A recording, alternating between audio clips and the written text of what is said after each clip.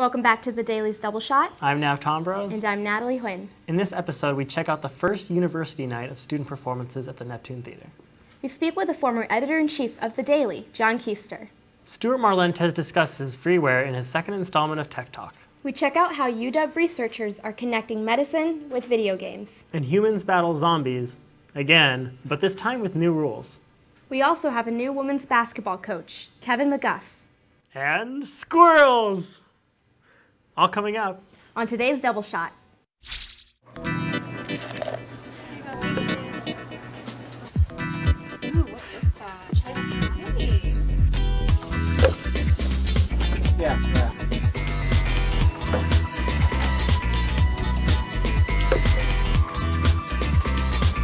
I'll see you there. Okay.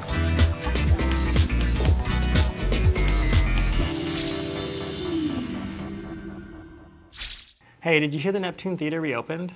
Okay, cool. Let's go watch a movie later. No, it actually got reopened as a live performance theater. That's awesome. What kind of shows do they have? We actually covered the first university night of student live performances. Let's take a look. The U District's well-known Neptune Theater hosted the first of many university nights last weekend, a collaboration of performances by the UW's drama, music, and dance departments. Vicki Lee, Director of Education and Performance Programs for the Seattle Theater Group, tells us more. Tonight we initiated what we call University Nights, which is an opportunity for student talent from the University of Washington to perform. We came up with this name from looking at the history of the Neptune Theater, and they used to have University Nights here beginning probably in the 1930s. The Neptune has been around as a movie house since 1921, but this September it was converted into a performance venue by Seattle Theater Group. We really tried to contemporize it, but keep that wonderful historic feeling. We have lots of community events, concerts, and comedy, and look for great things ahead. Last weekend's University Nights showcased performances by the UW schools of drama, music, and dance. Haley Scott, a dancer, participated in an improvised piece in which 7 dancers were paired randomly with 7 musicians. The musicians and the dancers are both selected completely randomly, and then you throw them up on stage and see what happens. It's really fun. It's just kind of an exploration of what the musician is feeling like at the time and what I'm feeling like at the time, and then we kind of have a conversation through that process. Along with the dancers and musicians, actors from the UW School of Drama performed an excerpt of their upcoming show Harp Song. Things happen in this world. Yes, you seem very popular in the camps. What is that, Arturo? What is it about you that the men are so drawn to? I like people. You like people? Yes.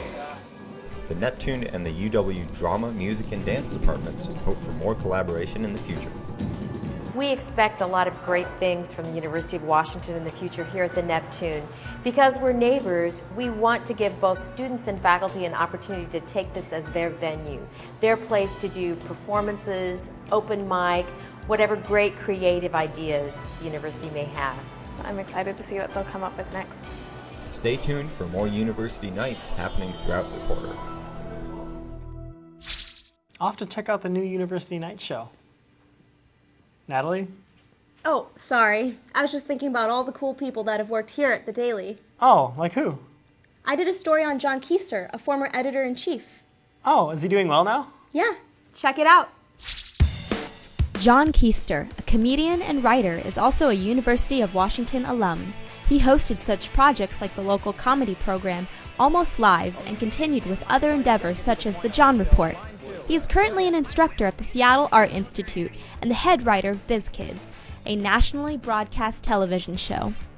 John decided early on that he wanted to be a writer. At the end of the Vietnam War, he joined the Daily and became the editor-in-chief. For this interview, John met up with us at the Daily to revisit his days as a journalist. I had decided really early on that I wanted to be a writer.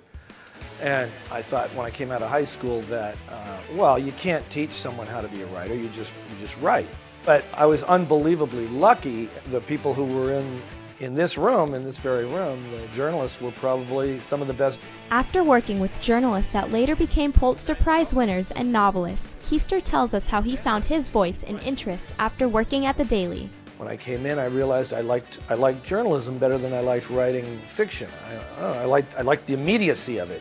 And then when I got into television, I really found my voice on television, but it was because I took the first step into journalism that I got finally into where I was supposed to be.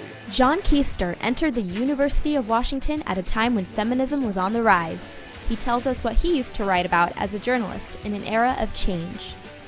I wrote more about just sort of cultural things that were going on, the different roles between men and women. I mean, this was just the beginning of the feminist movement when I was at the UW, and the world is a fundamentally different place than it was 30 years ago because of that movement. So I wrote about kind of changing trends and things like that. What I found after I graduated from the Daily is most publications, with the exception of things like the New York Times or whatever, are pretty timid about going after people, because they're afraid of some sort of legal background. But essentially, what I learned here was that you don't really have to be that timid. After college, John joined a newly founded magazine, The Rocket. He spent a few years interviewing rock bands, which eventually led him to working for King TV to do weekly wrap-ups of the music scene. Shortly after, he joined the cast of Almost Live and later became the host. Working at the Daily helped him with this path. Being associated with the Daily was what completely set me on my path later in life. Absolutely, it was without a doubt the most important decision I ever made was to answer the ad that was in the Daily. Hey, we're looking for writers, and I thought, well, I can write for this paper. Sure, I could do that. John reflects on the friendships and memories he made at the Daily. There was a lot of great memories, but I would say, in general, it was that I made the best friends that I ever met. They're still my best friends to this day, 30 years later. My best memory is just working on the stories with my friends. We thought that we were doing something very important. And because we were doing it together, we were sort of egging each other on. We're like, we were cheering each other on. And I don't think I've rarely had that kind of a feeling for the rest of my life. Working at the Daily was a helpful and fun tool for John and other writers of his time. When giving advice to aspiring writers, the first rule he says is, write what you know. Man, software's expensive. You can get it for free, It's illegal. No, you can get free software online. Stuart Marlantes has a tech talk about it. Send me the link. Going to college is complicated enough. You've got classes, scholarships and financial aid, homework and midterms, not to mention a social life as well. Not everyone has the time to become a computer science major. That's where I come in. On Tech Talk with Stuart Marlantes, I'll answer all your tech questions without the complications.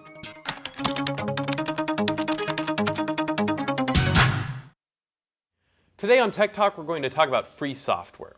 The financial situation of a college student is well known. In short, we're pretty strapped for cash. We need to cut costs anywhere we can, so why not in software? Instead of paying hundreds for office applications, productivity software, and operating systems, you can get great alternatives for free. Let's get something straight. I'm not talking about piracy. In theory, you can get any piece of software online for free, but often this is illegal, and I'm sure you don't want to get into battle with the copyright holders. What I want to discuss here is freeware. This is software that you can download and use for free, legally. There's tons of it out there, and it often outperforms its costly counterparts. Instead of paying for Windows or Mac OS X, you can get an operating system for free. Try Linux. For beginners, I'd suggest Ubuntu or Linux Mint. Note, if you're a student here at the UW, you can get Windows for free online. Pretty much everyone knows that Microsoft Office is expensive. It might seem like it's the only option, but it's not. The alternative, LibreOffice, does everything Microsoft Office can, but at no cost to you. It can even edit documents made on Microsoft Office software. Microsoft Office is also something provided to UW students for free. Alright, so Microsoft Office has an alternative. But what about Adobe Photoshop? Look no further than GIMP, the GNU image manipulation program. It's powerful and completely free. If you need something simple, Paint.net works well too. Macs don't have a lot of security software at this point, but if you're on Windows, you'll definitely need some. There are actually quite a few choices in free security software on PCs, but the best by far is Microsoft Security Essentials. It's lightweight, fast, and powerful. I use Security Essentials myself, and it works great. Ripping CDs and DVDs and converting media files is often a costly experience, but not with the trio Handbrake, Adapter, and either Image Burn for Windows or Burn for Mac. Each of them has its own specialties, but if you've got them all installed, you'll probably never run into a file conversion or ripping job that you can't handle.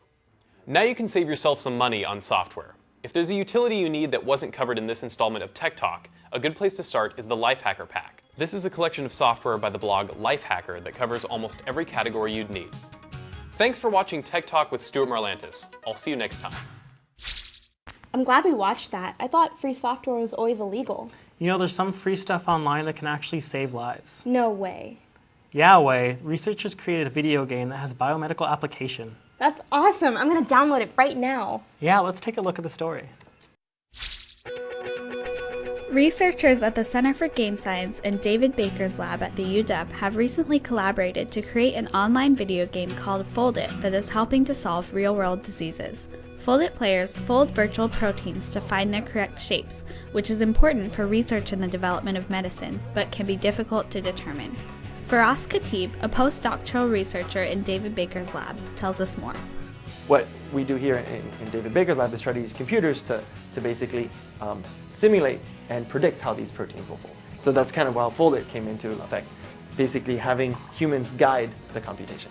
And so in this particular case here, this was a protein that went unsolved for 14 years. All the experimental methods to solve it had failed.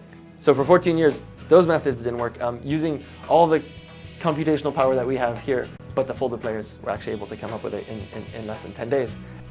The protein that the players solved is related to AIDS and can help in the development of new drugs. Seth Cooper, the creative director of the Center for Game Science, explains. What this protein actually does, it's related to causing AIDS in rhesus monkeys. And the idea is that now that we know the structure of this protein, you could sort of try to start to design antiretroviral drugs that might sort of inhibit its function and prevent the disease. Though Fold It begins with a tutorial teaching players the basic skills of protein folding, most gamers do not have a scientific background. Firas thinks that games like Fold It can be incredibly useful in education. We asked a lot of these players, how much biochemistry background do you have? And most of them told us, none, or I haven't taken chemistry since high school, right? They've basically been able to gain a certain level of expertise in protein folding, starting with none whatsoever. And then the other cool thing is then they pass it on to all the new players that come in and all that. So really, it's just a great educational tool. And we use it in high schools. It's been used in textbooks. We have universities that ask us to post specific puzzles for their classes. Current projects involve creating more games that will contribute to education.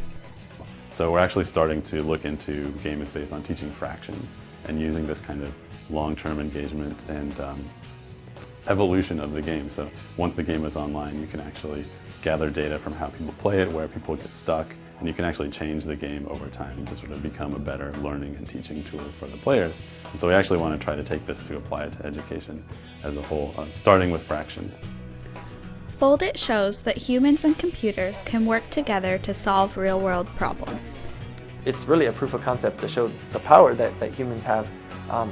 I think in tandem with computers, using the two together is a lot more powerful than just throwing a lot of supercomputing power at it, or just throwing a lot of gamers at it without any computer. That wouldn't work either. So I think it just shows you need both. Scientific discovery games like Fold It are creating new applications for video games.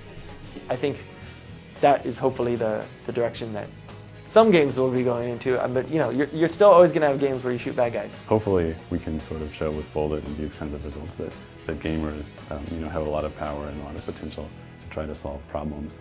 But it's a game with a purpose, and a lot of the Fold It players have told us, the reason I'm playing this is one of my family members has cancer or something like that. If there's anything I can do to help, that you get a sense of pride when you're playing this game, and so that's why so many people invest so much time in it.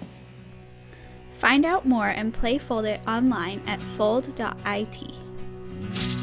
I think it's really cool that video games can cure diseases and viruses. Yeah, but can it cure the zombie virus? This is the cure. You see them every quarter, battling it out across campus. Humans versus zombies. The rules are simple.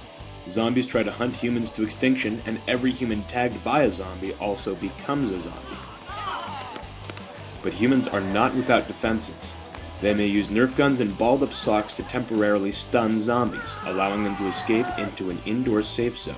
This quarter, however, introduces a few new rules which the overseers and officers of the game hope will spice things up even more. This is the first year we've had a same-day respawn. In the past, it was if you get tagged as a human by a zombie, you turn into a zombie 6 a.m. the next day. Instead, we've implemented that it's a 15-minute same-day respawn so that it gives players more opportunity to play. We've always had some problems where if humans getting tagged, they just straight up just drop out playing the game.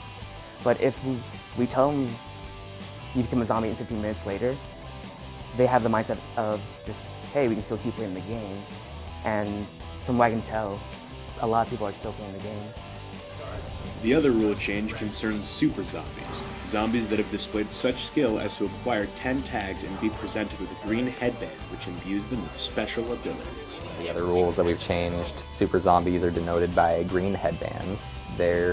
When a zombie kills 10 humans, they become a super zombie. In the past, they've been able to throw socks to kill humans, but this time we decided to make them unstunnable by Nerf guns or by socks. They can only tag one person every 15 minutes. That's the downside to their power. The game is also renowned for its incredibly large Wednesday and Friday missions, where the humans must complete an objective for some advantage over the zombies. We were able to get some footage from the Wednesday mission and speak with one of the participants, a human who perished in the mission.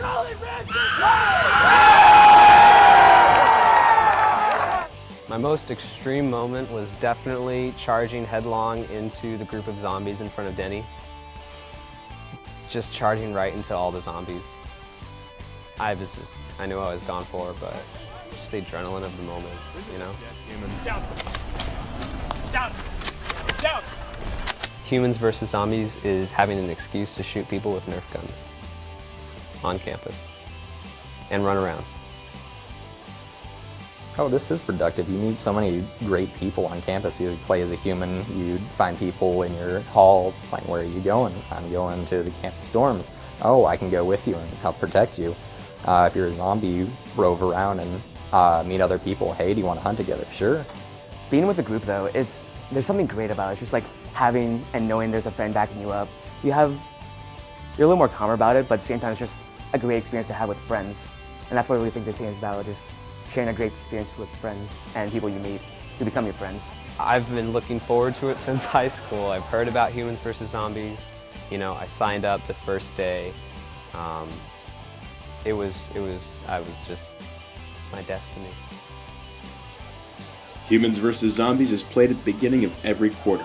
Sign up early next quarter in Red Square if you want in on the action. I like how they keep the game fresh and intense with new rules. You know, keeping things fresh in all kinds of games is important. Did you hear that the women's basketball team has a new coach? No, but I assume we have a story on it. Nah, you can't just assume. Let's check it out. Husky women's basketball has a new dog leading the pack this season. Kevin McGuff stepped into the position as head coach after Tia Jackson resigned last March. You know, I know Washington's got a tremendous tradition in women's basketball, and thought this could be just one of the top programs in women's basketball. So really excited to be here with the facilities, the support from the administration, where the Pac-12 is going as a conference, and most importantly, the passionate fan base we have here. I think we can really do something special with this program. Fans should plan to see some changes this season, starting with the team's overall offensive play. They've played a little bit slower in the past than what I'm used to, so most importantly, I'm trying to put this current team in position to be successful. So I want to play a style of play that kind of plays to their strengths, but I also want to get them playing a little bit faster and start to establish a way that this program is going to be run and what we're going to be doing in the future. With McGuff, it's clearly there. We are running the floor every day. We have conditioning just to prepare ourselves for that, and we have a few set offenses, but they're all kind of revolving around running the floor and setting one screen and then getting into just playing basketball. As far as the defensive plan goes, McGuff has some high standards that he expects his team to step up to. Really value toughness on the defensive end. I want us to be the toughest team in the league. both physically and mentally. And we'll play, mostly half-court defense this year. We'll mix in a little bit of full-court press. Also want to have a huge emphasis on rebounding. And so you'll see a team this year that plays really hard defensively and is very, very aggressive on the boards. Senior guard Chrissy Kingma, Washington's leading scorer, will be out due to a knee injury for the 2010-2011 season. But McGuff still feels very comfortable with the level of leadership he has remaining on the court. Yeah, I've really been impressed with our seniors. They have a real sense of urgency to have a great season, and I'm certainly hopeful that I can help put them in a position to have the best season they've ever had. And so they've kind of shown the way for our younger players. And so I think just collectively as a senior group, that's where I've seen the biggest bright spots. Senior Mackenzie Argans had nothing but positive things to say about her new coach. He's a chill guy. I mean, he likes to, he's intense during practice, obviously, but off the court, he's a cool guy. He's personable, and he's really easy to get along with.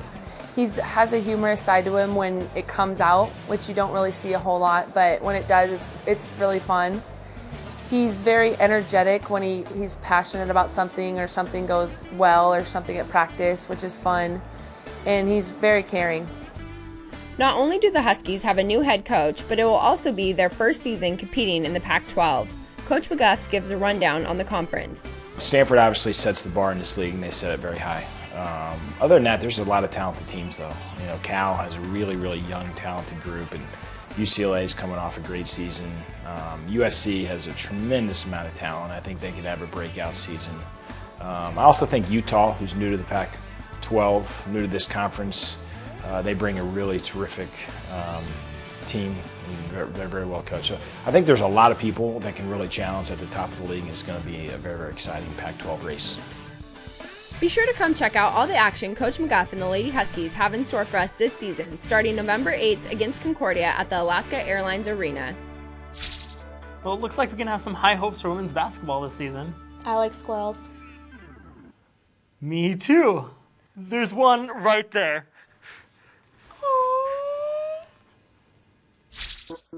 There's no mistaking the noble stature of a squirrel. Thankfully, you don't have to wander very far on campus before you find one. These cute animals are everywhere, going about their daily business, ignoring the fact that they share their home with over 40,000 students. We hit North Campus to see what these students thought about squirrels. I love the squirrels on campus because they are super friendly, and I've never been this close to squirrels before. I think the squirrels are pretty cool. I leave them alone, they leave me alone. We got a deal. I think the squirrels are cute, and I actually bring food to feed them. Squirrels are my favorite animal, have always been and will always be. I am not a squirrel. I've never eaten squirrels or dated a squirrel or taken a squirrel to the movies before. The squirrels around campus are pretty cute, but I've heard some pretty nasty stories. Like one time, a squirrel and a crow were fighting over a bag of Cheetos, and I'm pretty sure the squirrel won, so if you can beat a crow and you don't have wings, you're pretty vicious. So I'd stay away from them. Check this out. I was walking over there, and I saw the squirrel, and it just brooks across the walkway with a cupcake between his arm, and he's just like, pop, pop, pop, pop, like that. And that made my day. While they're obviously cute creatures, how much do we really know about squirrels? To find out more, we headed to the Burke Museum located on campus to speak with Jeff Bradley, the manager of the Burke's Mammal Collection. Jeff gives us a new perspective on the eastern gray squirrel, the same type of squirrel that we have on campus. Now, eastern grays, they're an introduced non-native species here. And wherever they show up, they end up pushing out the native squirrels. For example, they push out the western gray squirrel. Here's another species in the same genus. And these are the gray squirrels that were native to Washington State. And the same thing, another squirrel people have seen if they've been in the woods nearby. You've seen this red squirrel, different genus. But this is the other native squirrel to Washington State. And it's the same thing, wherever eastern grays show up, the Douglas squirrel soon is gone. So now you got to go outside of town to see these. 100 years ago on UW campus, it would have been filled with these Douglas squirrels. Today on UW campus, obviously it's just the eastern grays hanging out in dumpsters. They're really good at focusing on people, living with people and exploiting human-based food resources. So that's one of the reasons they followed people out. They're better at exploiting human food resources than our the native species, and that's why they outcompete them once people show up, once the neighborhood do. The mammal collection has around 55,000 specimens, from skins and skeletons to tissue samples. Their purpose is to serve as a resource for anyone who's doing research on these animals. So next time you see one of these furry little guys, hopefully you'll have a little more insight into their history. If you'd like to check out the squirrel specimens for yourself, the Burke Museum is hosting an event called Meet the Mammals on Saturday, November 12th from 10 a.m. to 4 p.m. You'll be able to check out the squirrels as well as other mammal specimens and get the chance to speak to the researchers studying them. Well, that's all we have today. Thanks for watching. I'm Nav Tombros. And I'm Natalie Huynh. Make sure to check us out on Saturday nights at 7 p.m. or at youtube.com/thedaily. See you next time on The Daily's Double Shot.